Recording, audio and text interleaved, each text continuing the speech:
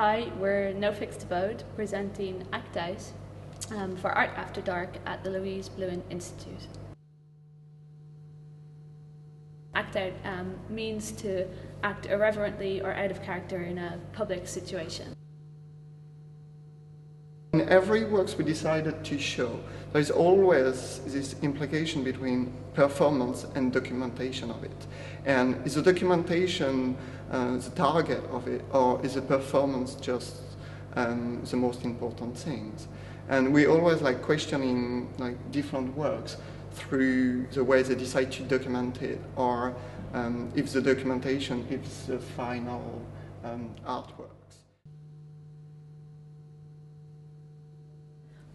So the starting point for her video piece was taken from a Renaissance English theatrical piece by a playwright called John Ford, and it was called "'Tis a Pity She's a Whore." And Catherine Sullivan has recreated that production of the piece, and then a piece that was also made in Connecticut in 1943 in the USA. And so what she's done is restate these two pieces and juxtapose them in the two-screen projection. So basically what this film is about is like taking like different part of like art history, but also about like theater and acting, and mixing together to create this multi-layered piece.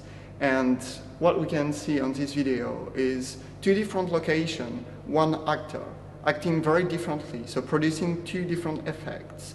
So basically this piece, with all these different influence, and also the fact that the performer is only performing for the film, for the record, for the documentation of it, was a really interesting center point for the show. Then like we can see like direct affiliation with the work of like Thomas Kratz, which is like interpreting this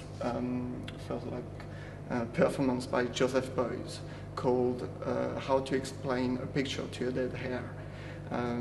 He performed the first time like in Portugal 3 years ago, and in this show we decided to show the documentation of it. We've got another example quite like interesting, which is Marjan Laaper. The work by Marjan Laaper is not really a performance, but because the way of she decided to document it, which is kind of like quite objective, the camera is not moving, she's just like filming these kids crossing the field, and it's not only crossing the field, it's going to cross the screen basically. And through the way she documented, we can nearly see it as a dance performance. That's why we decide like to reach this like other limit of what we could call performance. And maybe in a way what we try to achieve with this show is like to trace the different limits of what we can call today performance medium.